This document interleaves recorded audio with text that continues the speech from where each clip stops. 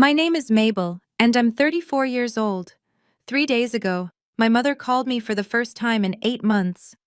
Not to ask how I was doing. Not to hear about her grandchildren she's never visited.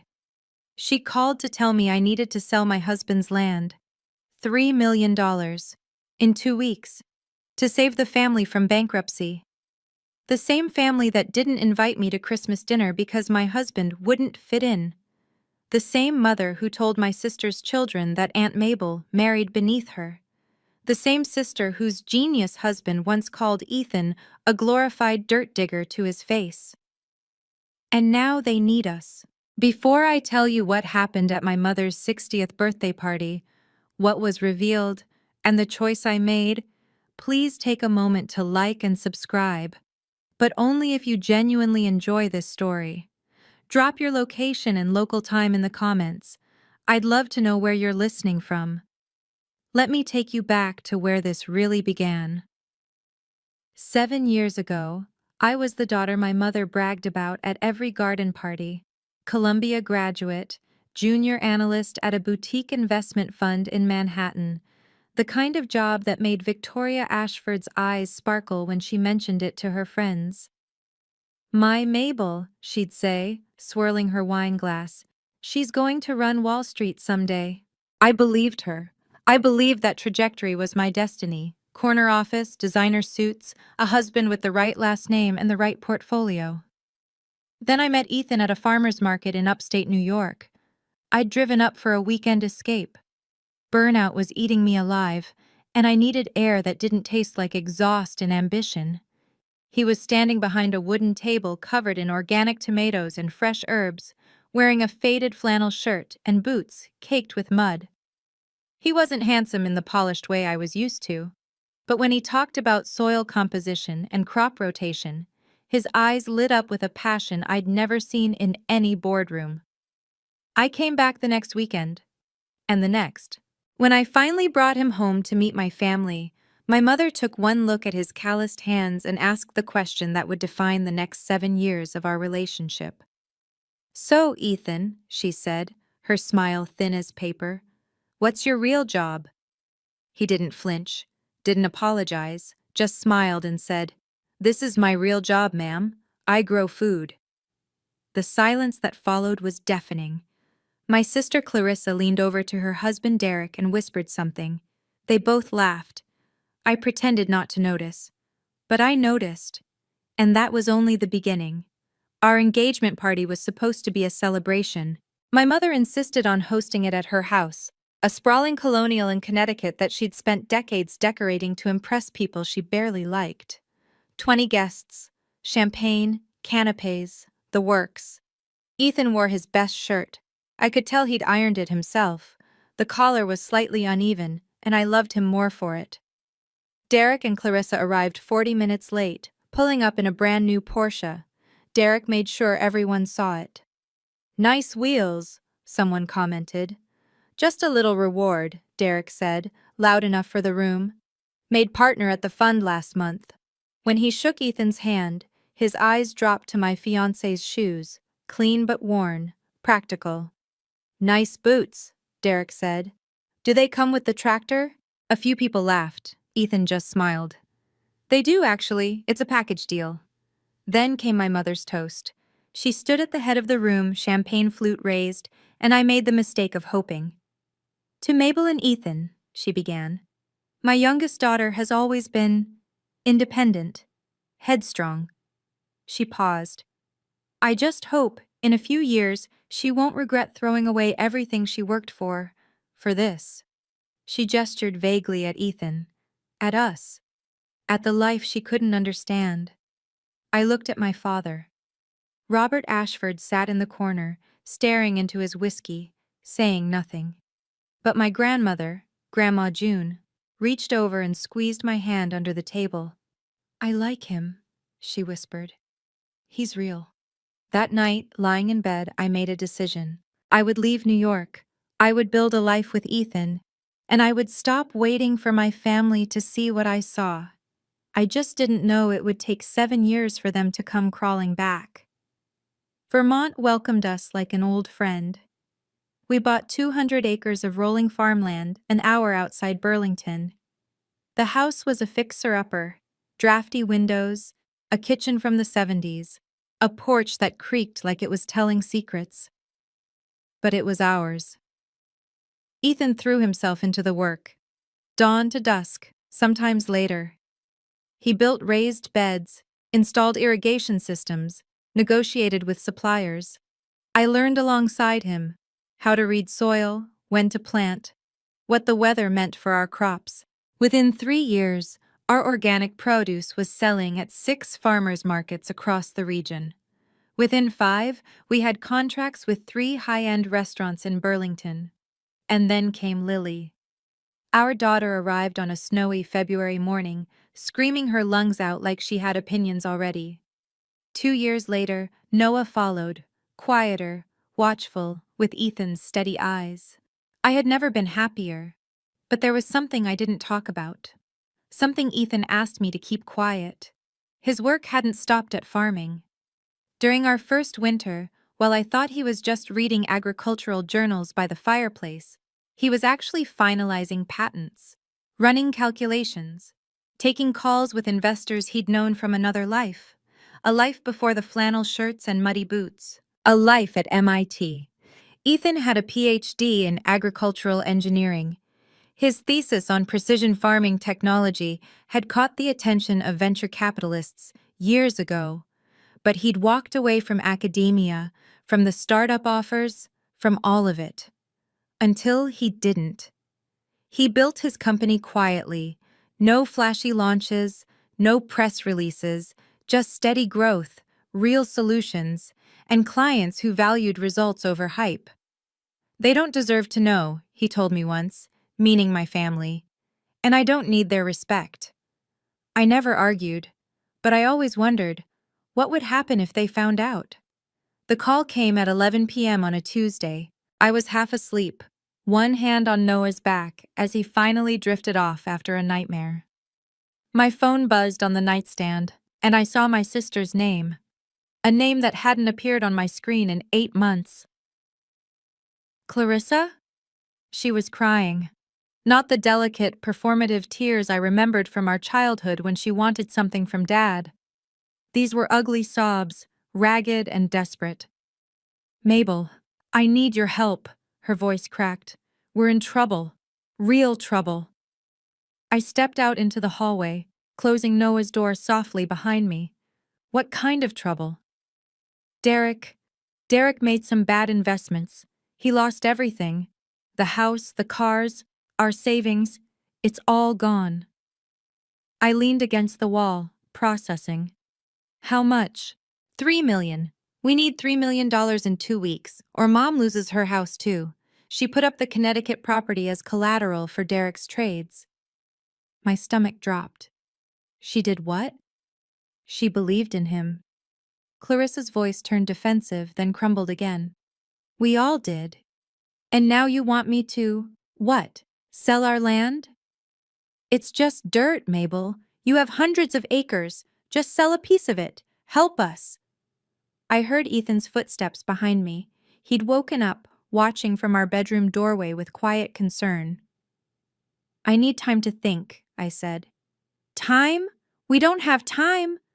Clarissa's desperation curdled into something uglier. You owe us. We're family. Family, I repeated. The word tasted strange in my mouth. I'll call you tomorrow. Call. I hung up before she could respond, but as I stood there in the dark hallway, her voice echoed in my head, specifically, one fragment that didn't make sense. Derek said your husband's company was supposed to fail. It was supposed to... Supposed to fail? What did that mean? I couldn't sleep that night. After Ethan went back to bed, I sat at the kitchen table with my laptop, the blue light harsh against the darkness. I typed Derek's name into Google, adding hedge fund and investment. The results loaded slowly. Then I saw it. Mitchell Capital Partner, Derek Mitchell, terminated following internal review. The article was 6 months old. It described Derek's departure from the fund as mutual, the corporate euphemism for getting pushed out. No details on why, but reading between the lines wasn't hard. Something had gone wrong, badly wrong. I kept digging. A financial forum mentioned his name in a thread about aggressive short positions. Someone had posted, "Anyone else see Mitchell's bet against that agri-tech startup? Dude went all in. Absolute madman." Agri-tech. My hands went cold. I picked up my phone and scrolled through my contacts until I found Rachel Simmons, an old colleague from my Wall Street days who now worked in compliance. She answered on the third ring, her voice groggy. "Mabel? It's midnight." "I know, I'm sorry, I need a favor." "This better be good." "Derek Mitchell, you know him?" A pause, then a dry laugh. "Everyone knows Derek Mitchell, or knew him. That guy's a joke now." "What happened?" "Massive short position. He bet against some sustainable farming tech company, bet his entire net worth that they'd tank. And? Stock went up 340%. He got absolutely wiped." Rachel yawned. "Whoever runs that company must be laughing their ass off. Derek bet everything on them failing. Poetic, really." I stared at the wall. Whoever runs that company. "Thanks, Rachel. I owe you." "You owe me brunch. Call me next time you're in the city." I hung up and walked slowly back to the bedroom. Ethan was awake watching me. "You found out," he said. It wasn't a question. I sat on the edge of our bed, the phone still warm in my hand. "How long have you known?" Ethan rubbed his eyes, then sat up against the headboard. In the moonlight through our curtains, he looked tired. Not guilty, just tired. "About 8 months." 8 months. I let that sink in. "And you didn't tell me." "I didn't want to hurt you." He reached for my hand, and I let him take it. The quarterly shareholder reports showed unusual short activity. I had our CFO look into it. Derek's name came up. "He bet against your company." "Our company," Ethan corrected softly. "And yes, he did." I thought about all those years of sneering comments, the way Derek looked at Ethan like he was something to be scraped off an expensive shoe, the dirt digger remark that still made my jaw clench. "He wanted you to fail." "He needed me to fail." Ethan's voice stayed calm, but I heard the steel underneath. "He hated that you chose me over whatever he thought you should have chosen. Someone like him, I guess. It wasn't enough to look down on me. He wanted to profit from my destruction." "And you just let it happen?" "What was I supposed to do, Mabel? Call him up and gloat? Warn him he was about to lose everything?" Ethan shook his head. "The best response to people like Derek is to keep building, let them destroy themselves." I thought about Clarissa's desperate phone call, about my mother's house on the line. "They're asking us to sell our land to cover his losses." "I know." "Losses he made betting against you." "I know." My phone buzzed. A text from my mother. "We need to talk. Come to my birthday party. It's important." I showed it to Ethan. He read it, then looked at me. "Do you want to go?" I did, but not for the reasons my mother expected. The next morning, while Ethan fed the kids breakfast, I found myself searching again. This time, I typed his company name, AgriMind Technologies. The Forbes article appeared on the first page of results, dated 3 months ago. The MIT PhD who left academia to revolutionize sustainable farming. I clicked through and there was Ethan, not in flannel this time, but in a simple navy sweater, standing in front of a greenhouse filled with sensor equipment. The photo credit listed a San Francisco studio. He'd flown out for this and never mentioned it. The article detailed his journey. MIT doctorate at 26, offers from major tech companies he turned down, years of quiet development on precision agriculture technology. And then this paragraph. AgriMind Technologies, now valued at approximately $47 million, has disrupted traditional farming metrics by combining AI-driven soil analysis with sustainable practices. Founder Ethan Farrington remains notably private, preferring to let the company's results speak for themselves. $47 million. My husband, the man my mother thought couldn't provide for me, had built something worth $47 million, while wearing muddy boots, while driving the same truck he'd had when we met, while raising our children and loving our land and never once needing to prove anything to anyone. I saved the article to my phone, not to brag, not to throw in anyone's face, but because I had a feeling I might need the truth to have a face. "You found it," Ethan said from the doorway. I looked up. Lily was clinging to his leg, sticky with maple syrup. "Why didn't you ever tell them?" He shrugged, hoisting Lily onto his hip. "Because it wouldn't have changed anything. They'd just find new reasons to look down on us." He was probably right, but I wasn't so sure anymore. Rachel called back that afternoon. "I found something," she said. "You're not going to like it." "Tell me anyway." She'd forwarded an email, a screenshot from an internal trading group chat that someone had leaked during Derek's termination proceedings. The message was time-stamped 8 months ago. I read it 3 times. "My brother-in-law's little farm project is about to tank. Got solid info from an inside source. Their tech doesn't work at scale. I'm going all in on the short. Going to make a fortune off his failure. The look on Mabel's face when they go bankrupt will be worth more than the money." The look on Mabel's face. He hadn't just wanted Ethan to fail. He'd wanted to watch me suffer. He'd wanted to prove once and for all that I'd made the wrong choice. And he'd used my mother's money to do it. I saved the email to a secure folder. Then I called my mother. She answered on the first ring. "Mabel, finally, you're coming to the party?" "Yes." "Good." Her voice softened, but only strategically. "We have a lot to discuss. The paperwork is ready. All you need to do is sign." "What paperwork?" "For the land sale. Derek's handled everything. It's very straightforward." I almost laughed. Derek's handled everything. Of course he had. "I'll be there Saturday," I said. "Ethan too." A pause. "Is that necessary?" "Yes, Mom, it is." She sighed, the disappointed exhale I'd heard 1,000 times. "Fine. But please, Mabel, don't make this difficult. We're family." I hung up without responding. Saturday. My mother's 60th birthday party. 40 guests. A contract I was expected to sign in front of everyone. They wanted to use social pressure to corner me. They had no idea what was coming. The restaurant was exactly what my mother would choose. Crystal chandeliers, white linen tablecloths, a jazz quartet playing soft standards in the corner. The kind of place where people came to be seen being wealthy.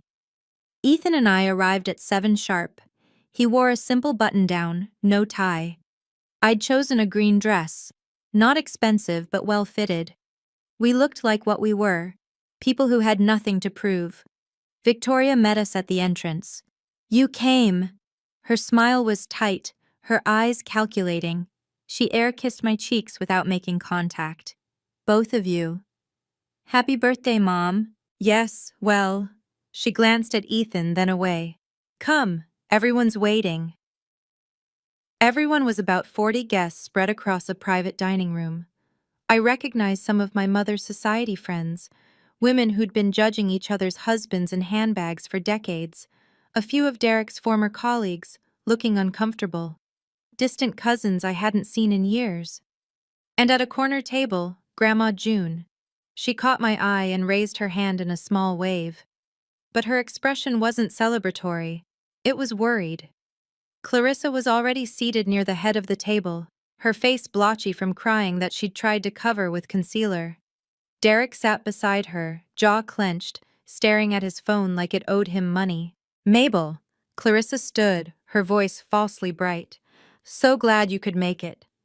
Wouldn't miss it." My father appeared from somewhere, a whiskey already in his hand. "Mabel." "Ethan." He shook Ethan's hand, the first time he'd ever done so voluntarily. Good to see you both. Something was off. The room had a strange energy, like everyone was holding their breath, waiting. I looked at Ethan. He felt it too. Let's find our seats, I said. Whatever was coming, I wanted to face it sitting down. The main course had just been cleared when my mother stood up.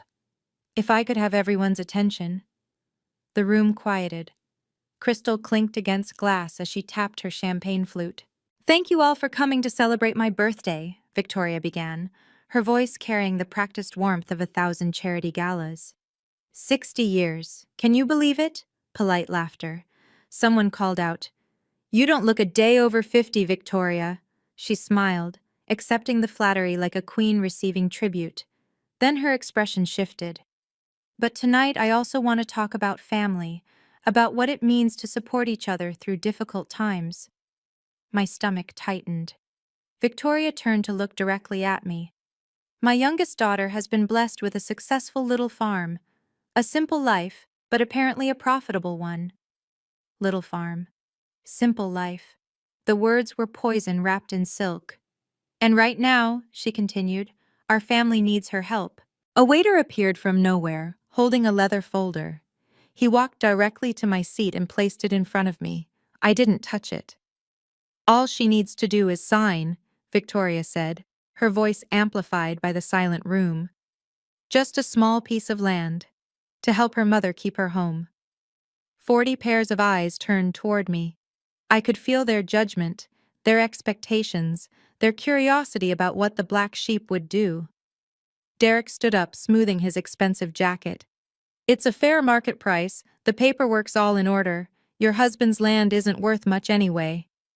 Your husband's land, not our land, not our home where we raised our children. Go on, Mabel. Victoria's smile didn't reach her eyes. You won't let your mother become homeless. You know what family means. The trap had been set. Now it was time to spring it. The whispers started immediately. Poor Victoria. A woman to my left, loud enough to be heard. Imagine having to beg your own daughter. Can you believe she'd even hesitate? Another voice from somewhere behind me. Clarissa leaned forward, her face flushed. Mabel has always been the selfish one. She abandoned us to play farmer's wife while we handled everything here. I felt Ethan's hand find mine under the table. Steady, warm. Derek circled closer, sensing blood in the water. Let's be honest here.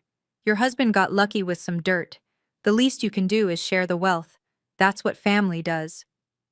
The least we can do, I repeated quietly. That's right. He was enjoying this now, playing to the audience. I mean, what has he ever contributed? He plants vegetables. My grandmother could do that. A few uncomfortable laughs. My father sat frozen in his chair, staring at the tablecloth like he wished he could disappear into it. He'd always been good at that, vanishing when Victoria needed someone to stand up to. Victoria pressed her advantage. So, Mabel, will you sign? She gestured at the leather folder. Or will you prove to everyone here that you never really cared about this family? The room held its breath. 40 people waiting for me to fold, to be the good daughter, to sacrifice what Ethan and I had built so they could maintain their illusions a little longer. 5 seconds of silence, stretched into 10. Then I stood up, but I didn't reach for the pen. Before I answer, I said, my voice calm and clear, I have a question for Derek. His smile faltered, just slightly. What kind of question? A simple one. I looked directly at him. Can you explain to everyone here exactly how you lost all your money? Hey, quick pause here. I know this is getting intense. Before I tell you what I said next, I want to know. What would you do in my shoes? Would you sign to keep the peace? Or would you stand your ground? Drop your answer in the comments. Type sign or stand. I'm curious what you'd choose. And if you're still with me, hit that subscribe button. Now back to that restaurant. Derek's face went rigid. That's not really relevant to... Not really. It's completely relevant. I kept my voice level. No anger, No trembling, just facts. You're asking me to give away $3 million. I think everyone here deserves to know where the original money went. Victoria stepped forward. Mabel, this isn't the time. When is the time, Mom? I turned to her. When I've already signed? When it's too late to ask questions? Murmurs rippled through the crowd. I saw Grandma June lean forward in her seat, her eyes sharp.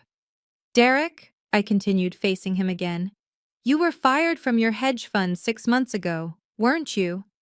His jaw tightened. I left voluntarily. That's not what the financial press says. Internal review, termination. I let the words hang. But that's not the worst part, is it? Clarissa's hand flew to her throat. Mabel, stop. You didn't just lose your job. You took Mom's retirement savings, the money she'd set aside for decades, and you invested it yourself, didn't you? Victoria's champagne flute trembled in her hand. He was trying to help. Was he? Or was he gambling with your future? The room had gone completely silent now. Even the jazz quartet had stopped playing, sensing the shift in atmosphere. Derek took a step toward me, his voice dropping to something dangerous. You don't know what you're talking about. Actually, I do. I pulled out my phone. I've spent the last 3 days learning exactly what happened to your fortune, Derek, and it's quite a story. He went pale. Would you like to tell them, or should I? Clarissa started crying. Victoria gripped the back of her chair, but Derek said nothing. So I continued. I opened the email on my phone. Derek made what traders call a short position, I explained, keeping my voice steady for the audience. That means he bet against a company, bet that its stock would crash. If it did, he'd make millions. This is ridiculous, Derek spat. You don't understand finance. I worked on Wall Street for 4 years, I reminded him. I understand it fine. I held up my phone and read aloud. My brother-in-law's little farm project is about to tank. Got solid info from an inside source. Their tech doesn't work at scale. I'm going all in on the short. Going to make a fortune off his failure. Gasps scattered through the room. The look on Mabel's face when they go bankrupt will be worth more than the money. Dead silence. I lowered the phone. Derek didn't just make a bad investment. He specifically targeted my husband's company. He bet everything, including Mom's retirement, on Ethan failing. Victoria's face had gone chalk white. Derek, is this true? He couldn't meet her eyes. I had good information. It should have worked. He wanted us to fail, I said. He wanted to profit from destroying us, not because it was smart business, because he hated that I chose Ethan over someone like him. Clarissa's sobs grew louder. Several guests were already gathering their things, looking for exits. And the company? Derek's voice cracked. What happened? What? It didn't fail, Derek. I almost felt sorry for him. Almost. It grew 340% in the past year. His legs seemed to buckle slightly. You lost everything betting against a company worth $47 million. Now the murmurs became something else. Shock. Confusion. 47 million? Someone whispered. The farmer's company? It was time. An older man near the front, one of Derek's former colleagues, raised his hand like we were in a boardroom. Wait, what company are we talking about here? I opened the Forbes article on my phone and handed it to the woman nearest me. Pass this around. The phone moved from hand to hand. I watched faces change as they read. Confusion giving way to disbelief, giving way to something like awe. The MIT PhD who left academia to revolutionize sustainable farming, someone read aloud. AgriMind Technologies, valued at $47 million. Founder Ethan Farrington. The name landed like a bomb.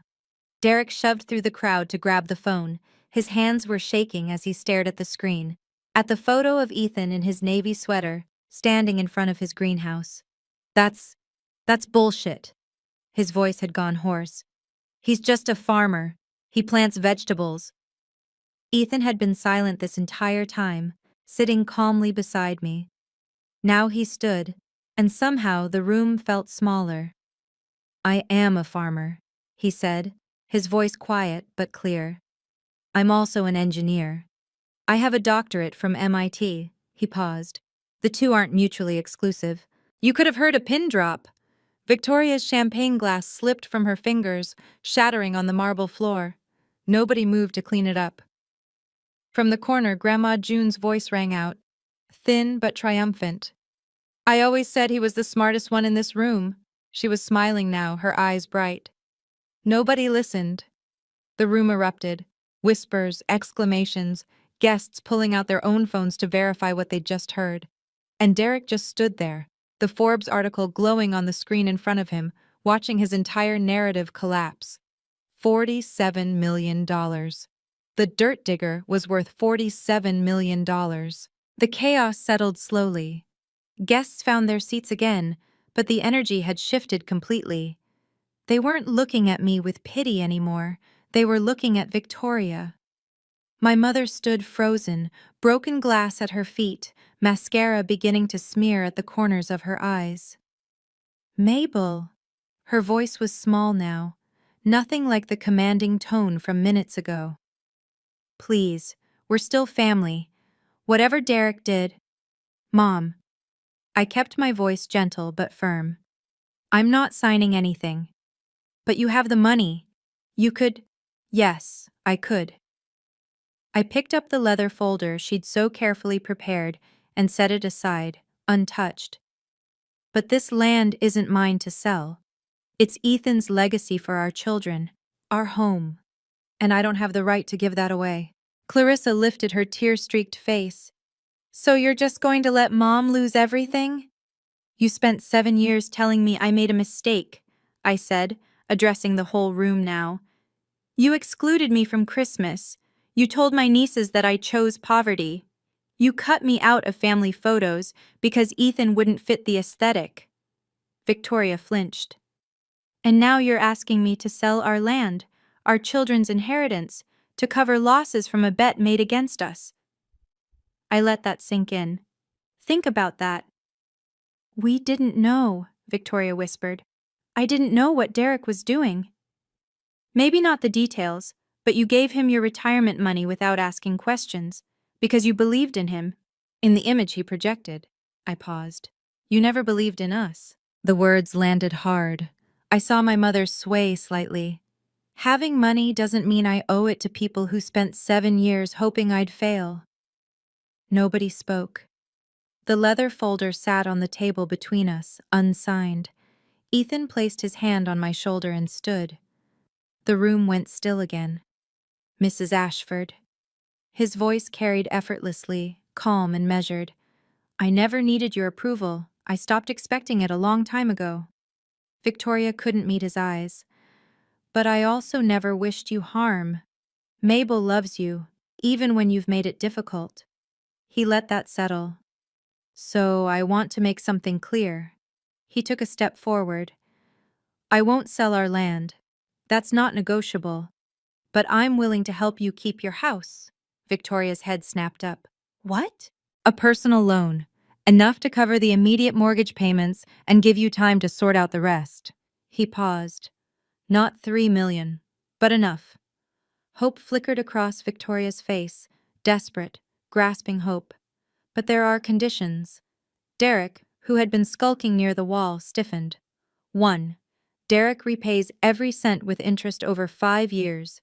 Documented, legally binding. Ethan's gaze shifted to my brother-in-law. 2. He gets professional help for the gambling problem. Verified attendance. 3. You never ask us for money again, ever. "I'm not taking charity from him," Derek snarled.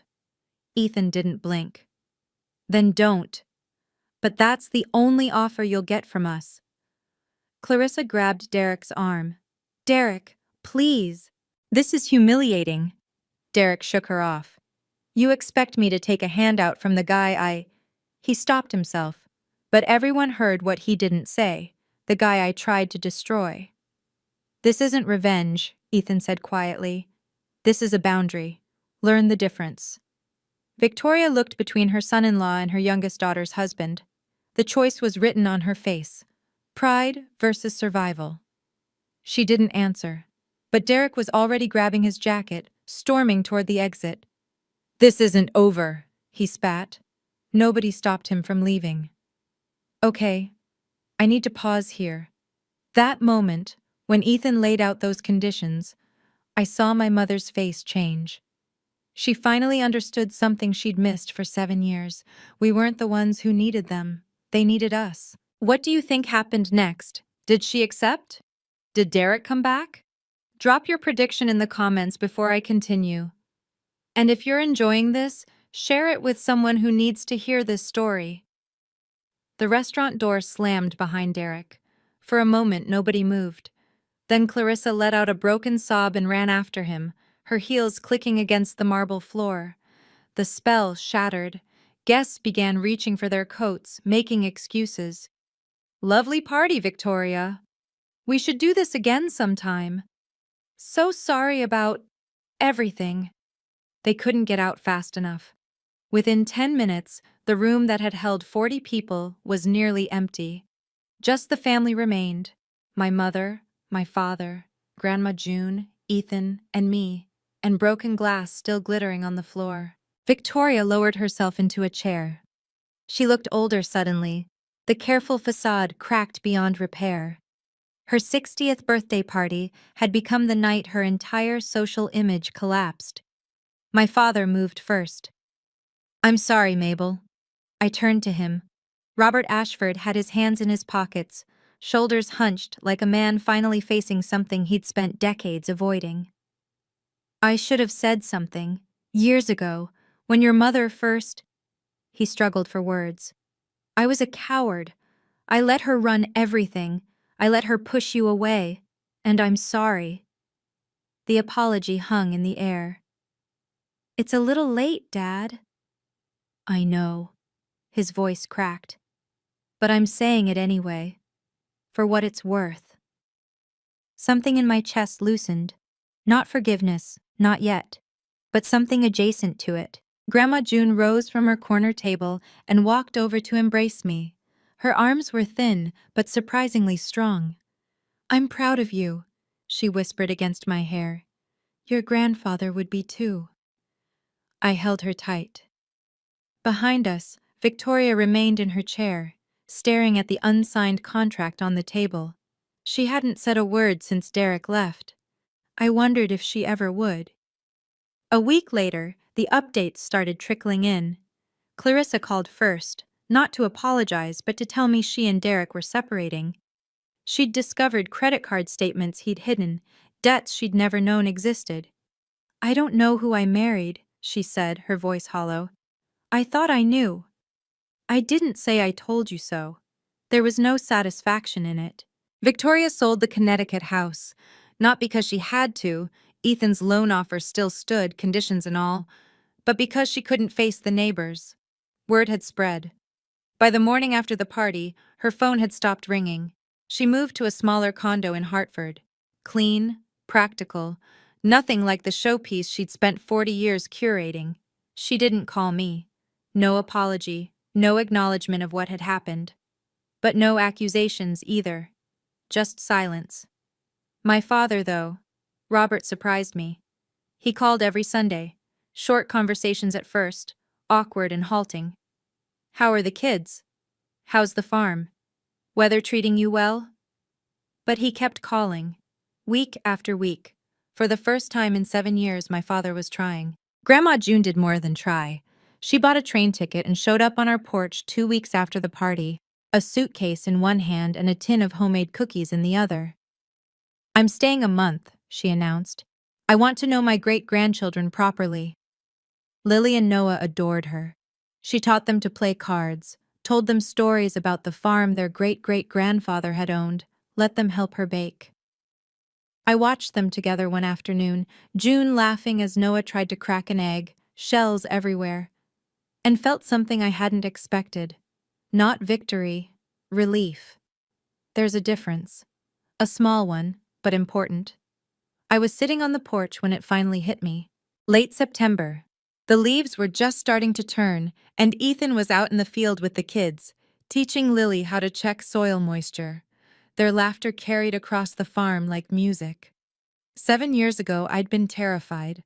Not of leaving my job, not of starting over, but of losing my family. I'd spent so many nights lying awake, wondering if they were right. If I was throwing everything away for a man they'd never respect. I'd been waiting for them to see me. To really see me. Not the Columbia graduate, not the Wall Street analyst, not the daughter they wanted me to be. Just me. Mabel. With dirt under my fingernails, and a man who grew tomatoes and happiness in equal measure. But I'd been waiting for people who were looking in the wrong direction. You okay? Ethan had appeared on the porch steps, Noah on his shoulders, Lily trailing behind with a fistful of wildflowers. Yeah, I smiled. Better than okay, actually. He sat beside me, settling Noah between us. Lily climbed onto my lap, presenting her flowers like treasure. For you, Mama. They're beautiful, baby. Ethan caught my eye. You're thinking about them. A little. And? I watched the sunset paint the fields gold. I think I'm done waiting. He nodded. He understood. Boundaries aren't punishment. They're protection. For yourself. For the people who matter.